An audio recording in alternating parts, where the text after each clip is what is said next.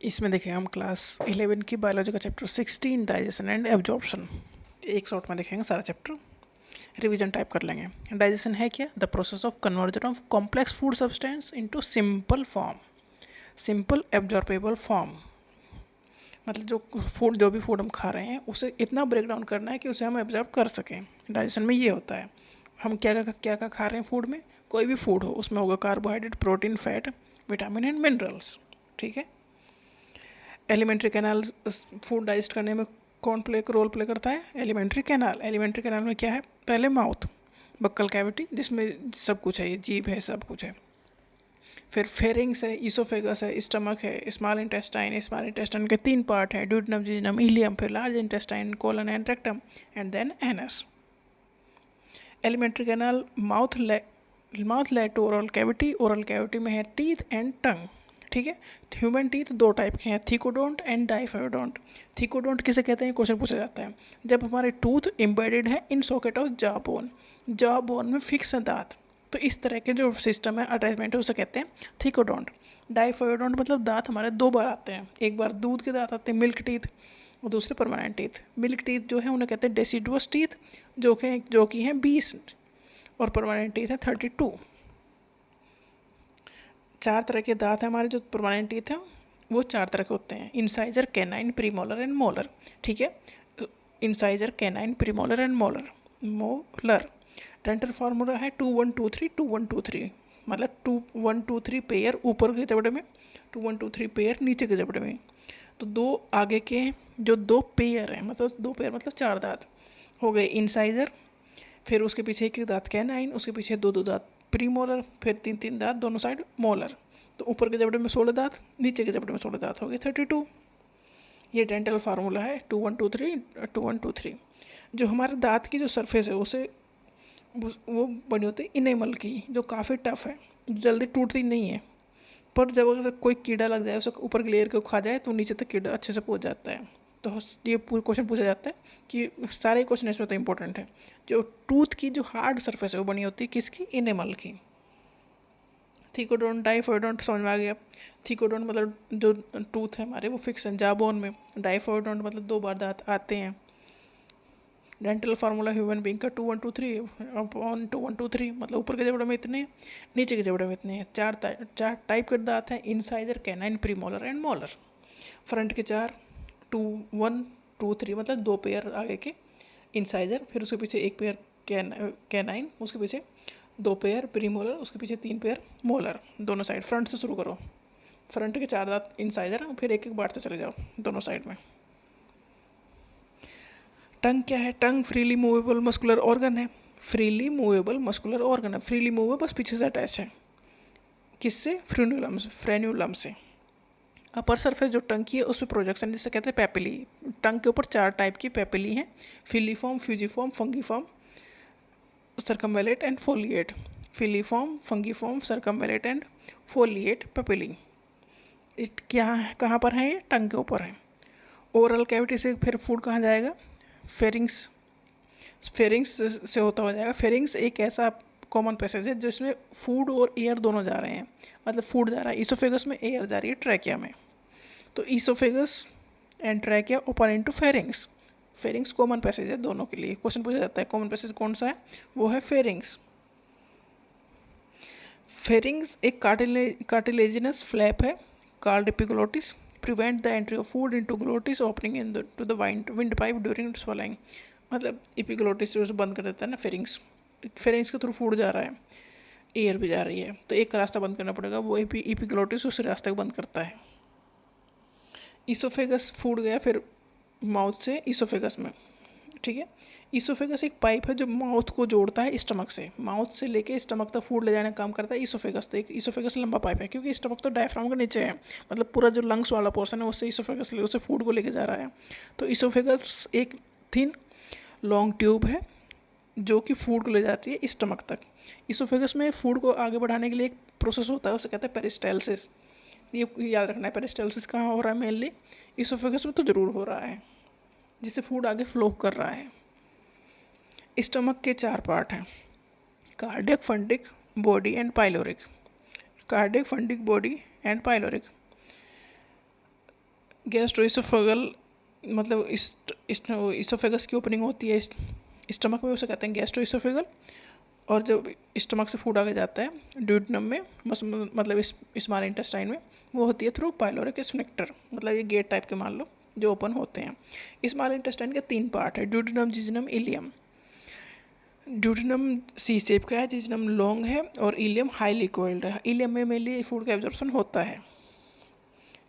Small intestine में ये काफ़ी अच्छा क्वेश्चन है, विलाई पाए जाते हैं। विलाई जो है फिंगर लाइक स्ट्रक्चर हैं जो कि हेल्प करते हैं फूड के एब्जॉर्प्शन में। लार्ज इंटेस्टाइन में है caecum, colon and rectum. Caecum में एक वो जो वेस्टिजियल ऑर्गन पाया जाता है, वर्मीफॉर्म अपेंडिक्स, जो पहले काम में आता था हमारे पूर्वजों के, अब हम काम में नहीं लेते। तो इसमें अगर फूड फंस गया तो इन्फेक्शन हो जाता है, फिर दर्द होता है, तो फिर अपेंडिक्स का ऑपरेशन होता है। तो ये वो ही है वर्मीफॉर्म अपेंडिक्स। तो ये कहाँ से है? सीकम से लगा हुआ है, याद रखना है। Caecum, colon, rectum. देन जो अनडाइजेस्टेड या वेस्ट फूड है वो एनस के थ्रू बाहर कर दिया जाता है। तो ये एलिमेंट्री कैनाल है।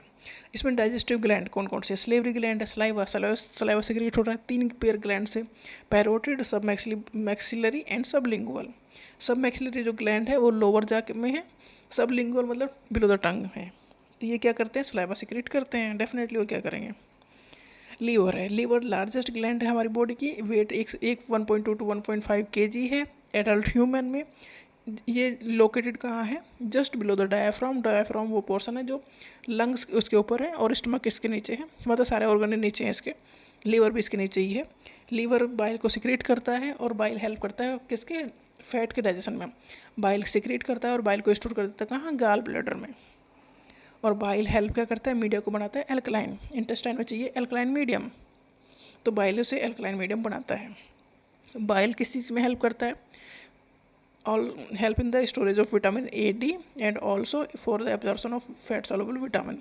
फैट सोलुबल विटामिन है vitamin A, D, E and K, इनके एब्जॉर्प्शन में हेल्प करता है bile. Water soluble vitamin B and C है। पैनक्रियाज, पैनक्रियाज इंपॉर्टेंट ऑर्गन है डेफिनेटली। इंसुलिन और ग्लूकोगोन इसी से सेक्रेट होते हैं। ब्लड में ग्लूकोज का लेवल मेंटेन करने का काम इंसुलिन एंड ग्लूकोगोन करते हैं। और पैनक्रियाज सेक्रेट करता है पैनक्रियाटिक जूस, जो हेल्प करता है एंजाइम के फूड को डाइजेस्ट करने में। ये क्वेश्चन अच्छा क्वेश्चन है। बोलस और काइम क्या है? बोलस एक कॉम्पैक्ट मास ऑफ फूड है जो कि माउथ में हमने फूड को चबा लिया, चबा के सलाइवा की एक्टिविटीज़ के ऊपर हो गई, तो इसे फूड को कहेंगे बोलस। ठीक है, तो बोलस जाएगा इसोफेगस के थ्रू स्टमक में।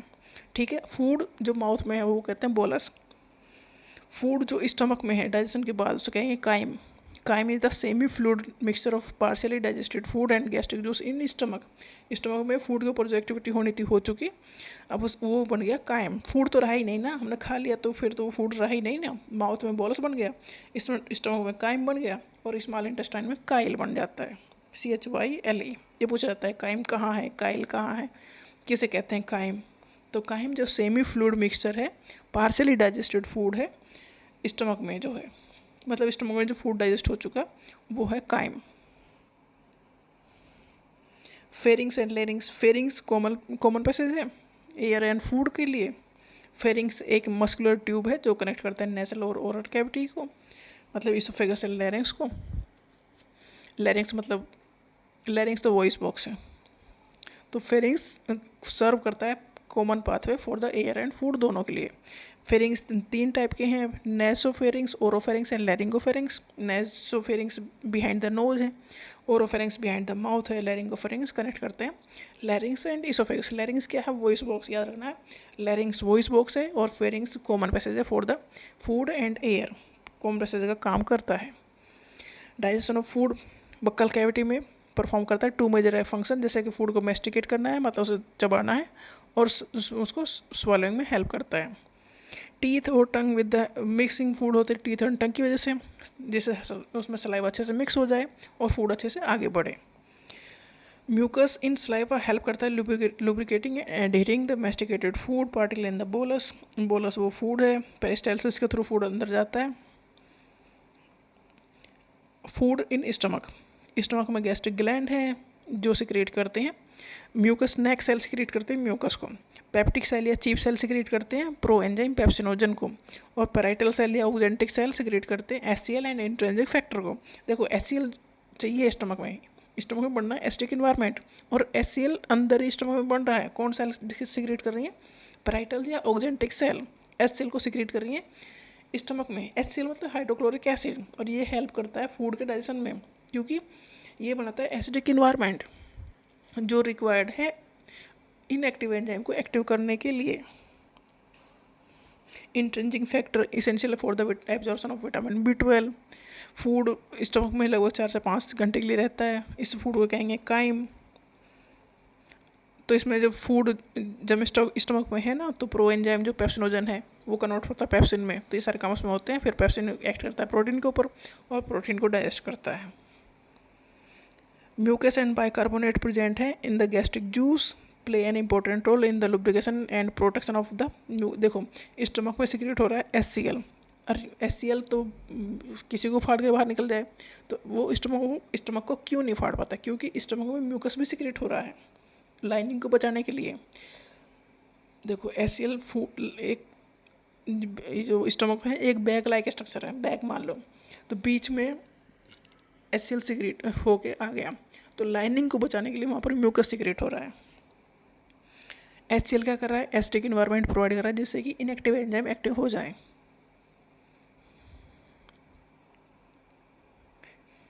रेनिन एक प्रोटियोलिटिक एंजाइम है जो कि मिल्क, जो बच्चे दूध पीते हैं ना, उनमें हेल्प करता है, ये डाइजेशन ऑफ मिल्क प्रोटीन में हेल्प करता है। Fats are broken down by lipase. Fat का डाइजेशन, लाइपेज एंजाइम है जो फैट के डाइजेशन में हेल्प करता है, फैट को डाइजेस्ट करता है डाइग्लिसराइड में, जो आगे कन्वर्ट होते हैं मोनोग्लिसराइड्स में। Digestion of food in small intestine. Small intestine में वेरियस टाइप ऑफ मूवमेंट होते हैं। स्मॉल इंटेस्टाइन फूड आगे बढ़े, देखो फूड का डाइजेशन स्टमक में हो चुका, कुछ बचा है वो स्मॉल इंटेस्टाइन के पहले पार्ट में हो जाएगा, क्योंकि इसमें सिक्रेट हो रहा है bile, pancreatic juice and intestinal juice, ये सारे सिक्रेट हो रहे हैं स्मॉल इंटेस्टाइन में। पैनक्रियाटिक जूस में इनएक्टिव एंजाइम है जैसे कि ट्रिप्सिनोजन है, काइमोट्रिप्सिनोजन है, एमाइलेज है, प्रोकार्बोक्सीपेप्टाइडेज है, लाइपेज है, न्यूक्लिएज है। तो ये एक्टिव फॉर्म में कन्वर्ट होके जो कि एल्कलाइन इन्वायरमेंट में बाइल है, बाइल मीडिया एल्कलाइन बना रहा है, क्योंकि फूड स्टमक से आया है और स्टमक में है एसिडिक इन्वायरमेंट, स्मॉल इंटेस्टाइन में है alkaline environment. Acidic environment hydrochloric acid की वजह से है जो कि स्टमक में ही सिक्रेट हुआ है, और स्मॉल इंटेस्टाइन में एल्कलाइन इन्वायरमेंट है बाइल की वजह से, और बाइल लीवर से सिक्रेट हुआ है और गॉल ब्लैडर में स्टोर हुआ है। सारे पॉइंट याद करने लायक हैं। Trypsinogen is activated by enzyme enterokinase secreted by the intestine. जो ट्रिप्सिनोजन इनएक्टिव फॉर्म है, ये इसकी एक्टिव फॉर्म है ट्रिप्सिन, तो ट्रिप्सिनोजन कन्वर्ट होता है ट्रिप्सिन में with the help of enzyme enterokinase, ये याद रखना है। इंट्रोकाइनेज की हेल्प से ट्रिप्सिनोजन जो एंजाइम है कन्वर्ट होता है एक्टिव फॉर्म में, जो कि है ट्रिप्सिन। अब एक्टिव फॉर्म मतलब ये अब काम करेगी, मतलब प्रोटीन के डाइजेशन का हेल्प करेगा ये एंजाइम। बाइल रिलीज हो रहा कहाँ? स्मॉल इंटेस्टाइन के पहले पार्ट ड्यूटेनम में। बाइल में क्या है? बाइल पिगमेंट है, बिलिरुबिन, बाइल सॉल्ट है, कोलेस्ट्रॉल है, फॉस्फोलिपिड है।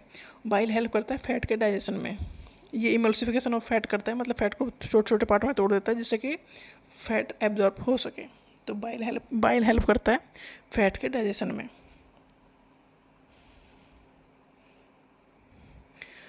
अभी इनका सबका डाइजेशन होगा, जैसे माल्टोज को डाइजेस्ट करता है माल्टेज एंजाइम, लैक्टोज को डाइजेस्ट करता है लैक्टेज एंजाइम। ये सारे एंजाइम हैं जो एक्ट करते हैं और स्मॉल इंटेस्टाइन तक आते थे, ये सब चीज़ें डाइजेस्ट हो जाती हैं।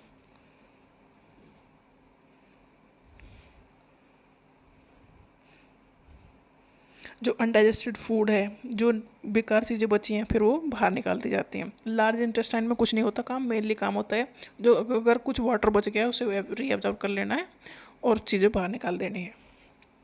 काम की चीज़ें एब्जॉर्ब कर ली और सब चीज़ें बाहर निकाल दी। तो role of saliva in digestion of food है क्या? सलाइवा का रोल क्या है फूड के डाइजेशन में? सलाइवा फूड को मॉइस्चराइज करता है, ठीक है, और हेल्प करता है स्वॉलिंग में। सलाइवा में एंजाइम है slavery amylase and lysozyme. About 30% of starch, जो स्टार्च हम खा रहे हैं उसको 30% तो माउथ में ही डाइजेस्ट हो जाता है। With the help of enzyme slavery amylase. Slavery amylase starch को ब्रेक करता है, उसे कन्वर्ट करता है माल्टोज में। ठीक है, ये पहला एंजाइम होगा जिसने काम करना शुरू कर दिया माउथ से। स्लेवरी एमाइलेज स्लाइवा में है, जो हमने फूड खाया उसमें जो स्टार्च है उसको ब्रेक करता है और 30% स्टार्च को डाइजेस्ट कर देता है माउथ में ही, कन्वर्ट कर देगा माल्टोज में।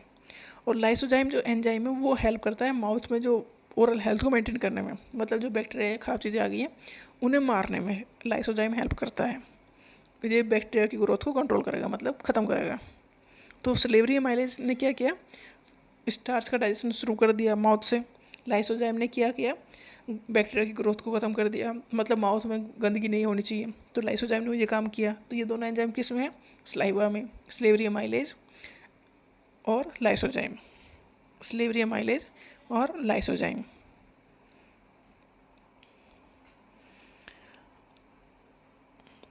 अब रोल ऑफ हाइड्रोक्लोरिक एसिड क्या है स्टमक में। देखो हाइड्रोक्लोरिक एसिड का क्या रोल है स्टमक में।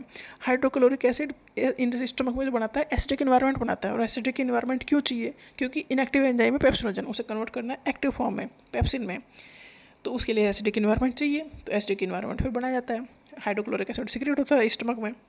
और स्टमक की लाइनिंग को बचाने के लिए म्यूकस भी सिक्रेट होता है। और पेप्सिन एंजाइम क्या करता है, पेप्सिन हेल्प करता है प्रोटीन के डाइजेशन में, मतलब हम जो फूड खा रहे हैं उसमें जो प्रोटीन खा रहे हैं उसके डाइजेशन में हेल्प करेगा पेप्सिन। सिंपल सी बात है। तो इसलिए एसिड हाइड्रोक्लोरिक एसिड चाहिए, बाहर से नहीं चाहिए।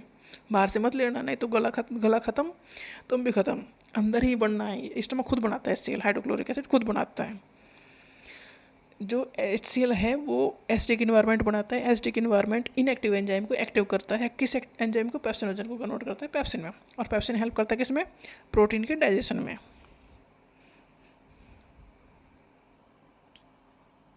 और ये HCl एंटीसेप्टिक का काम भी करता है और प्रिजर्वेटिव का काम भी करता है। मतलब HCl में क्या ही बचेगा, वो खत्म कर देगा सब चीज़ों को।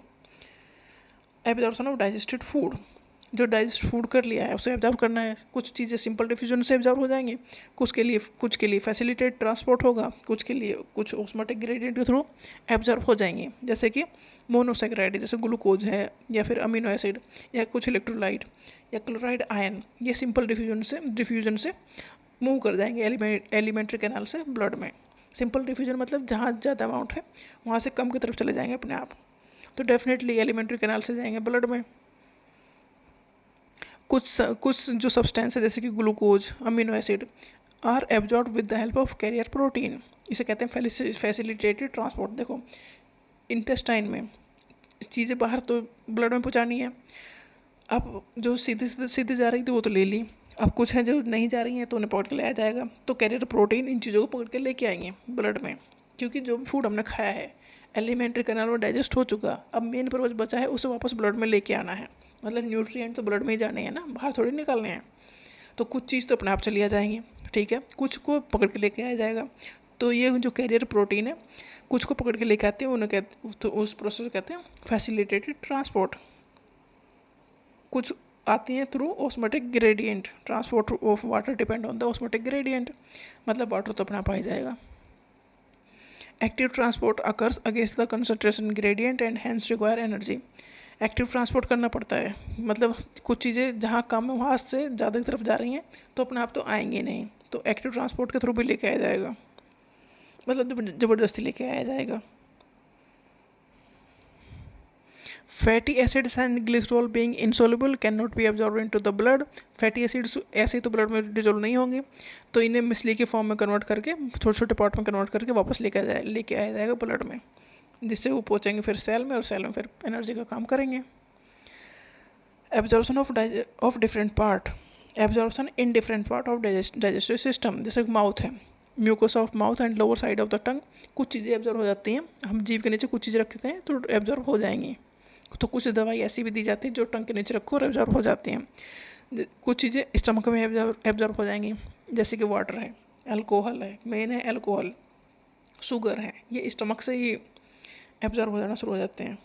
स्मॉल इंटेस्टाइन में तो सब कुछ एब्जॉर्ब हो जाता है, ये प्रिंसिपल ऑर्गन है एब्जॉर्प्शन ऑफ न्यूट्रिएंट का। लार्ज इंटेस्टाइन के लिए कुछ बचता नहीं है, वाटर बचता है या कुछ मिनरल्स या ड्रग्स, कुछ बच गई तो बच गई, तो वो वापस ले ली जाती हैं ब्लड में। स्टमक में कौन कौन से एंजाइम एक्ट करते हैं, पेप्सिन है, पेप्सिन सिक्रेट होता है पेप्सिनोजन के फॉर्म में। पेप्सिनोजन इनएक्टिव फॉर्म है पेप्सिन की, जो कि कन्वर्ट होता है पेप्सिन में with the help of HCl, मतलब एसिडिक इन्वायरमेंट। और पेप्सिन हेल्प करता है प्रोटीन के डाइजेशन में।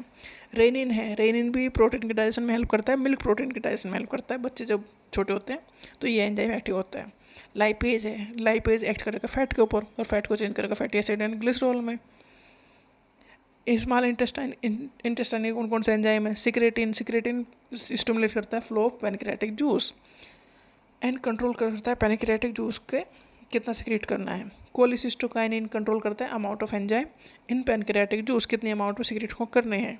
गॉल ब्लैडर को सिक्रेट करने स्टिमुलेट करने का काम ये करता है कोलिसिस्टोकाइनिन। इंट्रोकाइनिन स्टिमुलेट करता है इंटेस्टाइनल ग्लैंड को। इंट्रोगेस्ट्रोन इंटेस्टाइन जो गैस्ट्रिक सिक्रेशन है उसे रोकने का काम करता है, मतलब कोई एंजाइम बढ़ाएगा कोई एंजाइम घटाएगा। विलिकाइनिन स्टिमुलेट करता है इंटेस्टाइनल विलाई को और प्रमोट करता है एब्जॉर्प्शन को। इंटेस्टाइनल जूस में कौन कौन से एंजाइम है? इरिप्सिन है, ये चेंज करता है ट्राई एंड डाइपेप्टाइड को अमीनो एसिड्स में। इंट्रोकाइनेज ये ट्रिप्सिनोजन को कन्वर्ट करता है ट्रिप्सिन में।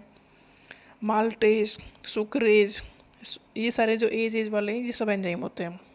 लाइपेज, लाइपेज फैट को तोड़ता है फैटी एसिड एंड ग्लिसरॉल में। लैक्टेज तोड़ता है लैक्टोज को ग्लूकोज में। सुक्रेज तोड़ता है सुक्रोज को ग्लूकोज में, मतलब डाइसैकेराइड तो मोनोसैकेराइड में कन्वर्ट होंगी ना। जैसे लैक्टोज है ये डाइसैकेराइड है, कन्वर्ट होगा किस में? ग्लूकोज में। मोनोसैकेराइड है। फैट, फैट टूटेगा किसमें? फैटी एसिड एंड ग्लिसरॉल में, किसकी हेल्प से? लाइपेज एंजाइम की हेल्प से। Basic layer of the wall of the alimentary canal, elementary canal की जो बेसिक लेयर है सबसे अंदर है mucosa. Mucosa inner most layer है और बहुत इरेगुलर है क्योंकि यहीं से सारा सिक्रेशन हो रहा है और यहीं से एब्जॉर्प्शन हो रहा है। उसके अंदर की लेयर है सब म्यूकोसा, सब म्यूकोसा में ब्लड और लिम्फ वेसल ये सब चीज़ें हैं जिससे कि एब्जॉर्प्शन में हेल्प मिल रही है, सपोर्ट कर रही है। ये म्यूकोसा को सपोर्ट करने वाली लेयर है सब म्यूकोसा। सब म्यूकोसा के बाद थोड़ी टफ लेयर आ गई मस्कुलरिस। मस्कुलरिस स्मूथ मसल्स की बनी है जो रेस्पॉन्सिबल है किसके लिए? मूवमेंट के लिए। एलिमेंट्री कैनाल एक लंबा सा पाइप मान लो, उसमें मूवमेंट होता रहता है मस्कुलरिस की वजह से। सबसे बाहर की लेयर हो गई एलिमेंट्री कैनाल की serosa, serosa outer most layer है। It consist of a thin layer of the connective tissue. ये 4 लेयर हो गई एलिमेंट्री कैनाल की। Mucosa, submucosa, muscularis and serosa. Mucosa, submucosa, muscularis and serosa. Mucosa सबसे अंदर की layer है, serosa सबसे बाहर की लेयर है। एलिमेंट्री कैनाल मतलब पाइप है ना, एक पाइप सब सोच लो 4 लेयर में बना हुआ है। सबसे अंदर की लेयर म्यूकोसा है और सबसे बाहर की लेयर सिरोसा है। म्यूकोसा फूड के कॉन्टैक्ट में रहती है और सिरोसा अदर ऑर्गन के कॉन्टैक्ट में रहेगा।